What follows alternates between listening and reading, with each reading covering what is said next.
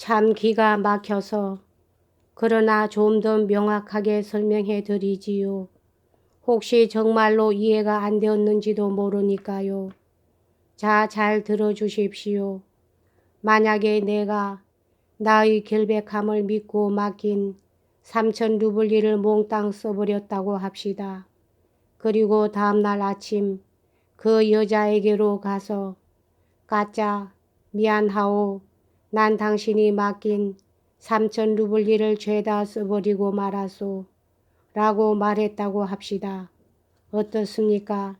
이렇게 하는 것은 잘한 일일까요? 아니, 좋지 않습니다. 그건 수치스럽고 비열한 행위지요. 짐승과도 같은 짓입니다. 짐승만큼이나 자기를 억제할 줄 모르는 인간입니다. 그렇습니다. 그렇지 않습니까? 그렇지만 도둑놈은 아니지 않습니까? 진짜 도둑이라고는 할 수 없단 말입니다. 그렇잖아요. 남의 돈을 써버리긴 했지만 훔친 것은 아니니까요. 그런데 여기에 제2의 방법, 더 멋진 방법이 있습니다. 잘 들어주십시오.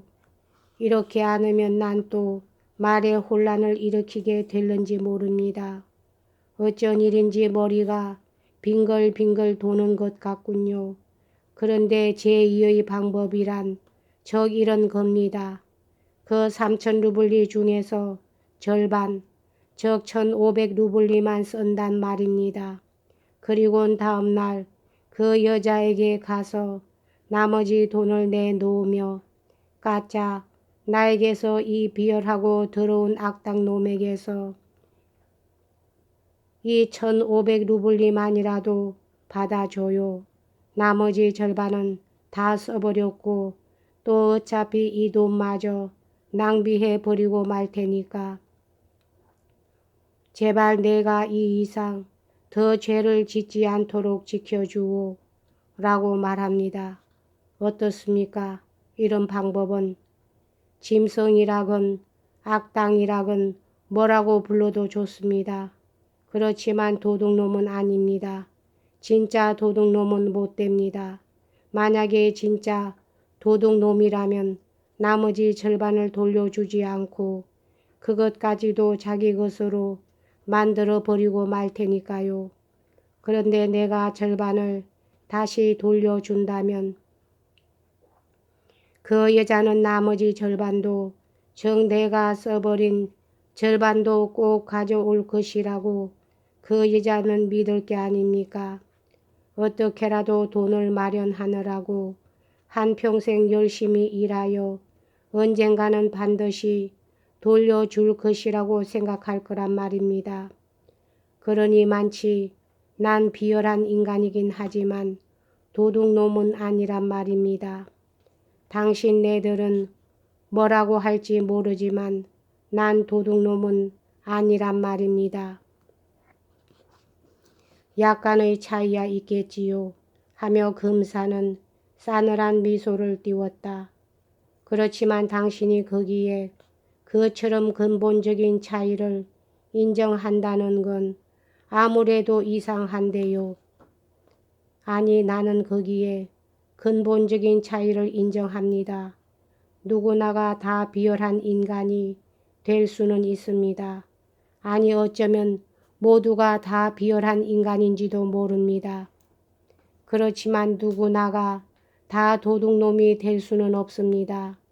비열한 인간 중에서도 비열한 인간이라야만 될 수 있는 겁니다. 아, 이런 미묘한 차이를 어떻게 설명해야 좋을지 모르겠군요. 하여튼 도둑놈은 보통 비열한 인간보다 몇 배나 더 비열합니다. 이건 내 신념입니다. 아시겠어요? 난 한 달 동안이나 그 돈을 몸에 지니고 다녔습니다. 결심만 한다면 내일이라도 그 돈을 돌려줄 수가 있었습니다. 그렇게만 하면 난 이미 비열한 놈이 아닙니다. 그러나 난 끝내 그것을 결행할 수가 없었습니다. 마음속으로는 매일같이 결행해라. 어서 빨리 결행해라. 이 비열한 놈아. 하고 나 자신에게 재촉하면서도 한 달 동안이나 미루어 왔단 말입니다. 어떻습니까? 당신네들이 볼 때 잘한 일인 것 같습니까? 그다지 잘한 일이라고는 생각되지 않지만 그 심정만은 충분히 이해할 수 있습니다. 그 점에 대해서는 나도 이의가 없습니다. 하고 금사는 신중하게 대답했다. 그러면 그런 미묘한 차이에 관한 토론은 다음으로 미루고 본래의 문제로 다시 돌아가는 것이 어떻겠습니까? 본래의 문제란 다름이 아니라 왜 당신은 처음에 그 3천 루블리를 둘로 나누었는가?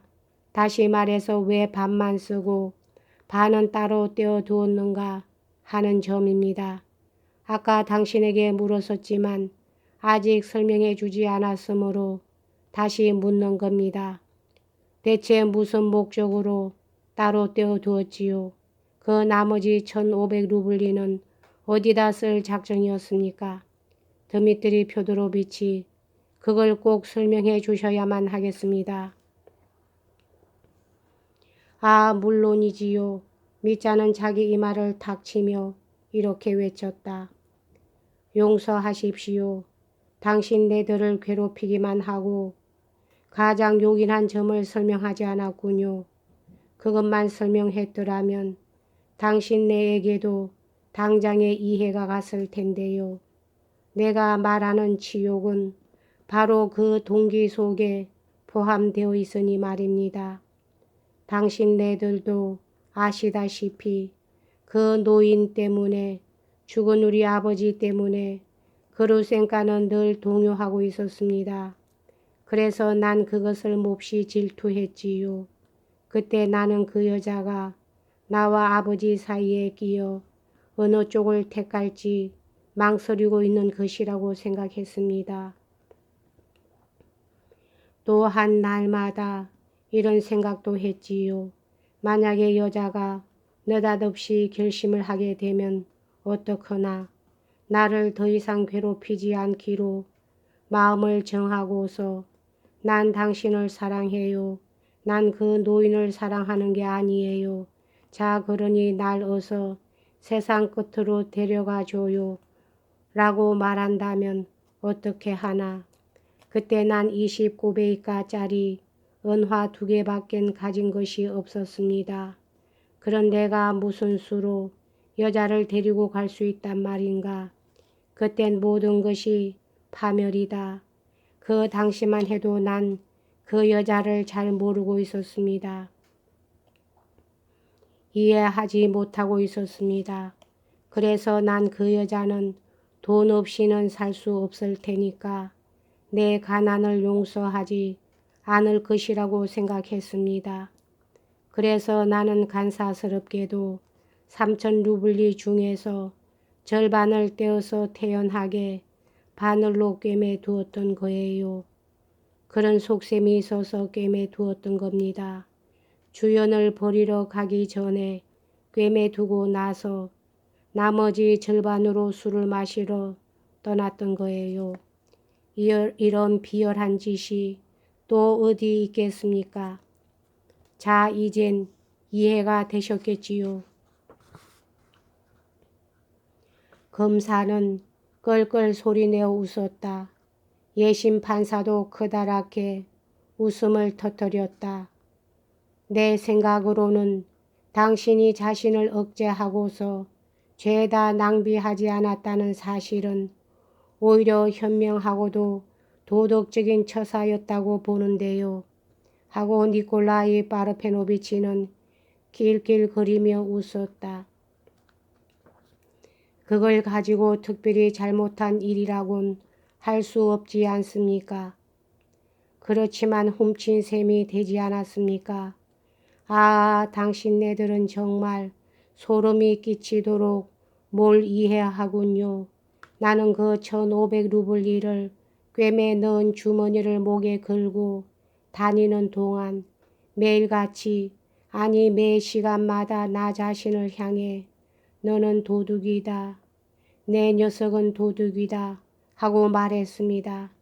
내가 지난 한 달 동안 난폭한 짓만 하고 다닌 것도 술집에서 싸움을 한 것도 아버지에게 손찌검을 한 것도 이유는 바로 여기에 있었습니다. 나는 도둑놈이다 하는 생각이 한시도 떠나지 않았기 때문이지요. 나는 동생 알도샤에게까지도 그 1500루블리에 대해서만은 감히 고백할 수가 없었고 또 그럴 용기도 나지 않았습니다. 그렇게까지 나 자신을 비열한 사기꾼이라 생각하고 있었던 겁니다. 그런데 말입니다. 난 그걸 몸에 지니고 다니면서도 그와 동시에 매일같이 매 시간마다 스스로에게 아니다 드미트리 표도로비치 넌 아직 도둑놈이 아닐지도 모른다 이렇게 말하곤 했습니다. 왜 그랬느냐고요? 난 내일이라도 가짜한테로 가서 그 1500루블리를 돌려줄 수가 있다고 생각했기 때문입니다. 그런데 바로 어제 페냐한테서 베르호친의 집으로 가는 도중에 드디어 그 주머니를 목에서 끌르기로 결심했습니다. 그때까지는 아무래도 엄두를 내지 못했었지만 마침내 그 주머니를 끌려내린 그 순간 난 진짜 도둑놈이 되고 말았습니다. 영원히 돌이킬 수 없는 뭐라고 변명할 여지도 없는 진짜 도둑놈이 되어버렸지요. 평생 동안 씻어버릴 수 없는 파렴치한 인간이 되어버린 겁니다. 왜냐고요? 난 내가 그 주머니를 찢어버리는 것과 동시에 가짜에게로 가서 난 비열한 놈이긴 하지만 도둑놈은 아니다 라고 말하려던 나의 꿈마저 찢어버리고 말았으니까요. 이제 아시겠습니까? 이젠 이해가 갑니까? 하필이면 어제 당신이 그런 결심을 하게 된 이유가 무엇이지요? 하고 니콜라이 파르페노비치가 말을 가로막았다. 왜냐고요? 그건 당연한 일이 아닙니까? 나는 오늘 아침 5시 동이틀 무렵에 여기서 죽어버리기로 나 자신에게 선언했으니까요. 비열한 인간이건 고결한 인간이건 죽는 데는 맨 한 가지 아니냐고 생각했기 때문입니다. 그런데 지금은 그게 그렇지가 않다. 매 한 가지일 수가 없다는 것을 알게 되었습니다. 여러분 날 믿어 주십시오. 어제 밤새도록 날 괴롭힌 것은 내가 늙은 하인을 죽였다는 것도 아니고 바로 내 사랑이 이루어져 다시금 눈앞이 환해진 그 순간에 그것 때문에 시베리아로 유형을 당해야 한다는 위구심도 아니었습니다. 물론 그것도 날 괴롭히긴 했지만 그리 대단한 건 아니었습니다.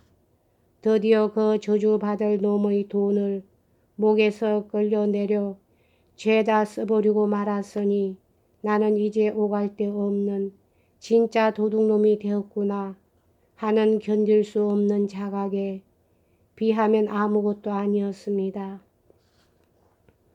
아, 여러분, 진심으로 다시금 되풀이 말씀드립니다만 나는 이 하룻밤 사이에 참으로 많은 것을 배웠습니다. 사람이란 비열한 인간으로서는 살아갈 수 없을 뿐더러 비열한 인간으로 죽는 것 역시 불가능하다는 것을 여러분, 인간이란 죽을 때도 결백하게 죽어야만 합니다. 미자는 얼굴이 창백했다. 그는 극도로 흥분해 있었음에도 불구하고 그 얼굴에는 고통과 피로의 빛이 서려 있었다. 여기까지 하겠습니다.